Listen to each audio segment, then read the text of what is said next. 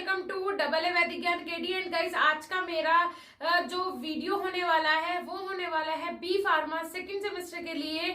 मैं साक्षी राजपूत आज आपको बताऊंगी कि क्या आपको पढ़ना है बी फार्मा सेकंड सेमेस्टर के एक इम्पोर्टेंट और इंटरेस्टिंग सब्जेक्ट में। पैथोफिजियोलॉजी की मैं बात कर रही हूँ।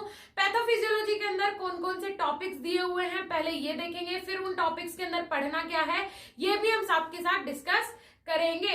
Interesting and most important subject है आपका फार्मा के अकॉर्डिंग। अगर आपको डिसीज का ही नहीं पता होगा तो आपका मतलब क्या है फार्मेसी करने का। सो इसीलिए पैथोफिजियोलॉजी आपका सेकंड सेमेस्टर में दिया हुआ है, जिससे कि आप डिसीज से रूबरू हो सके, डिसीज से इको फ्रेंडली हो सके।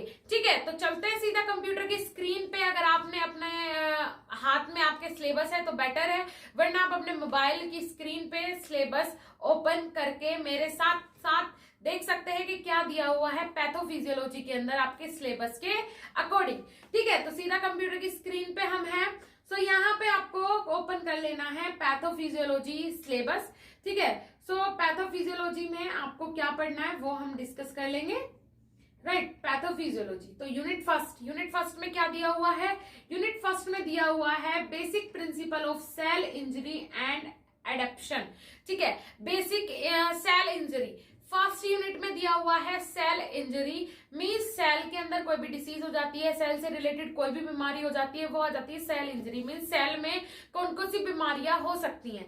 ठीक है, तो वो हो गया फर्स्ट यूनिट के अंदर आपको ये पढ़ना है। इंपॉर्टेंट टॉपिक, मोस्ट इंपॉर्टेंट नहीं बोलूंगी मैं, लेकिन इसके बाद जो सेकेंड यूनिट से शुरू होता है मोस्ट इंपॉर्टेंट हो जाता है और दूसरी चीज इंटरेस्टिंग भी है। ठीक है, सेल भी आता है एग्जाम में, ऐसी बात नहीं है। अगर आप प्रिपेयर कर सकते हैं तो प्रिपेयर कर लीजिएगा।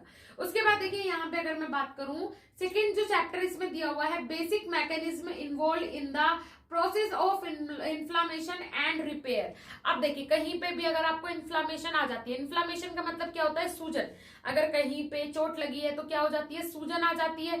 तो उसे किस तरीके से आप रिपेयर कर सकते हैं, वो किस तरीके से रिपेयर करी जाती है, उसके पीछे मैकेनिज्म क्या है, किसी भी बॉडी में सूजन आने का मैकेनिज्म क्या है। कुछ तो मैकेनिज्म होगा ना कि क्यों सूजन आ गई, चोट लगी सूजन आ गई। हर बार तो ऐसा नहीं होता, कभी कभी होता है। तो ये क्यों होता है? ठीक है, इसके पीछे का मैकेनिज्म देखना है और इसे रिपेयर कैसे कर सकते हैं ये देखना है। ठीक है, इंपॉर्टेंट है, इंपॉर्टेंट मार्क कर लीजिएगा। नेक्स्ट अगर मैं बात करूं सेकेंड यूनिट की, तो ये दिया हुआ है कार्डियोवास्कुलर सिस्टम। अब कार्डियोवास्कुलर सिस्टम मींस आपके हार्ट से रिलेटेड, आपके दिल से रिलेटेड जितनी भी बीमारियां होती हैं वो इसके अंदर आ जाएंगी। कौन कौन सी दी हुई है बीमारियां वो मैं आपको बता देती हूँ। फर्स्ट दिया हुआ है हाइपरटेंशन, जो कि सब में अब नॉर्मल हो गया है। बीपी की प्रॉब्लम मींस आपका ब्लड प्रेशर जो है हाई होने की प्रॉब्लम सभी में अब मोस्टली देखने को मिलती है, नॉर्मल डिसीज है। तो ये आपको देखनी है हाइपरटेंशन इसके अंदर। सेकंड है इसमें कंजस्टिव हार्ट फेलियर, एकदम से हार्ट का फेल हो जाना, एकदम से हार्ट का रुक जाना, वो कहलाता है कंजस्टिव हार्ट फेलियर। उसके बाद आ जाता है आपका इस्चेमिक हार्ट डिसीज, जैसे कि एंजाइना हो गया, मायोकार्डियल इन्फेक्शन हो गया, एर्थ्रोक्लोसिस हो गया, उसके बाद एर्थियोस्क्रोसिस हो गया। ये सारी जो डिसीज होती है ये होती है धीरे धीरे होने वाली। ठीक है, हार्ट में। उसके बाद आ जाते हैं इसमें सेकंड जो दिया हुआ है चैप्टर आपका, वो दिया हुआ है सेकंड यूनिट में। सेकंड चैप्टर जो दिया हुआ है वो है respiratory system. Means respiratory system, आपका रेस्पिरेटरी सिस्टम क्या होता है? आप गैस एक्सचेंज, आपका नाक से लेके यहाँ थ्रोट तक, लंग्स तक जो आपका हिस्सा होता है वो कहलाता है आपका रेस्पिरेटरी सिस्टम। मींस आपका रेस्पिरेशन, गैस के एक्सचेंज को बोलते हैं रेस्पिरेशन। O2 को अंदर लेना, CO2 को बाहर निकालना। ठीक है, इसमें कौन कौन सी डिसीज आ जाती है? आपके अस्थमा मेन डिसीज है।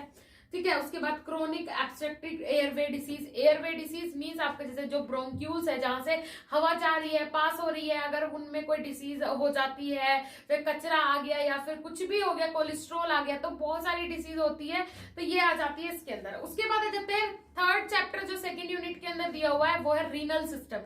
रीनल सिस्टम का मतलब होता है आपका किडनी से लेके आपका यूरेटस तक जो होता है वो होता है रीनल सिस्टम। मींस आपका जैसे कि यहाँ पे डिसीज दिया है acute and chronic renal failure. Acute या तो एकदम से रीनल फेलियर हो जाए, आपका किडनी फेल हो जाए, या फिर क्रोनिक धीरे धीरे धीरे धीरे किसी और डिसीज की वजह से, अगर आपको लीवर की प्रॉब्लम है या फिर आपको हार्ट की प्रॉब्लम है, आपके स्टमक में प्रॉब्लम है, तो धीरे धीरे उनके कारण, क्योंकि जो भी मटेरियल फिल्टर होके जाएगा, लिक्विड मटेरियल, वो तो किडनी के थ्रू ही फिल्टर होगा, तो धीरे धीरे किडनी क्या होने लगती है, डैमेज होने लगती है। तो वो कहलाता है chronic kidney failure, chronic renal failure. और जो एक्यूट एकदम से होने वाला होता है वो कहलाता है एक्यूट रीनल फेलियर। ओके, उसके बाद थर्ड यूनिट की अगर हम बात करें, यहाँ पे दी हुई है थर्ड यूनिट में है हेमाटोलॉजिकल डिसीज।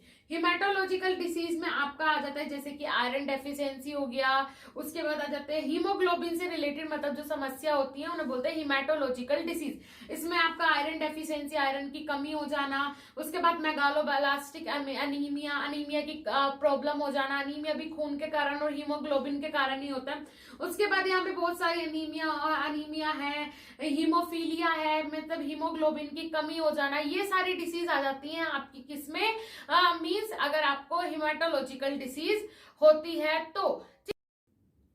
ओके, उसके बाद जो आपका दिया हुआ है हिमेटोलॉजिकल के बाद दिया हुआ है यहाँ पे एंडोक्राइन सिस्टम। थर्ड यूनिट में सेकंड चैप्टर जो दिया हुआ है वो दिया हुआ है एंडोक्राइन सिस्टम। सो एंडोक्राइन सिस्टम जैसे कि आपको पता ही है, एंडोक्राइन सिस्टम के अंदर सारी ग्लैंड्स आ जाती है, उसके अंदर सारे हार्मोन्स आ जाते हैं, उनका फंक्शन क्या होता है, ये सारी चीजें पढ़नी होती है। लेकिन अब जब हार्मोन डिस्टर्ब हो जाते हैं, जैसे कि थायराइड की प्रॉब्लम हो जाती है, वो किसके कारण होती है, हार्मोनल डिस्टर्बेंस के कारण होती है। इसीलिए आपका यहाँ पे दिया हुआ है, देखिए सबसे पहले आपको यहाँ पे थायराइड दिया हुआ है, डायबिटीज दिया हुआ है, डिसऑर्डर ऑफ हार्मोन्स दिया हुआ है, और भी काफी चीजें हैं जो कि आपकी हार्मोन्स के कारण डिस्टर्ब होती है। लेकिन अभी आपको यहाँ पे नॉर्मली थायराइड और डायबिटीज के बारे में ही पढ़ना है। नेक्स्ट यहाँ पे दिया हुआ है नर्वस सिस्टम। नर्वस सिस्टम से रिलेटेड कौन कौन सी परेशानी हो सकती है, कौन कौन सी प्रॉब्लम हो सकती है, वो सारी डिसीज, जैसे कि यहाँ पे डिसीज है आपकी epilepsy, Parkinson disease, epilepsy, psychiatric disease, depression, Alzheimer disease, ये सारी डिसीज यहाँ पे दी हुई है आपकी नर्वस सिस्टम से रिलेटेड। नेक्स्ट अगर मैं बात करूं गैस्ट्रोइंटेस्टाइनल सिस्टम, गैस्ट्रोइंटेस्टाइनल सिस्टम में यहाँ पे दिया हुआ है पेप्टिक अल्सर। पेप्टिक अल्सर जिन पेशेंट को हो जाता है, उन्हें बहुत ज्यादा प्रॉब्लम हो जाती है पेप्टिक में, स्टमक में, ये हो गया आपका पेप्टिक अल्सर। उसके बाद आ जाते हैं आपके फोर्थ यूनिट की तरफ। फोर्थ यूनिट में देखिए दिया हुआ है सबसे पहले यहाँ पे inflammatory bowel disease. Bowel disease मतलब क्या होता है, अगर आपके बोल सकते हैं फीसिस में प्रॉब्लम आती है या बाउल में कोई प्रॉब्लम आती है आपको, तो वो बोलते हैं इन्फ्लामेटरी बाउल डिसीज। नेक्स्ट आ जाते हैं उसके जैसे कि जॉइंटिस हो गया, हेपेटाइटिस हो गया, अल्कोहलिक डिसीज हो गई, ये सारी आ जाती है। नेक्स्ट आ जाते हैं आपके फोर्थ यूनिट में सेकंड चैप्टर दिया हुआ disease of bone and joint. Bones और जॉइंट्स की जो प्रॉब्लम होती है, जो डिसीज होती है, वो आ जाती है। बोन्स और जॉइंट की डिसीज के अंदर कौन कौन सी प्रॉब्लम है वो मैं बता देती हूँ। जैसे कि यहाँ पे दिया हुआ है आपका रीह्यूमेटॉइड आर्थराइटिस। जॉइंट की जो सबसे मेजर प्रॉब्लम होती है जोड़ों की, वो होती है रीह्यूमेटॉइड आर्थराइटिस। आर्थराइटिस सबसे कॉमन डिसीज होती है जॉइंट्स के लिए।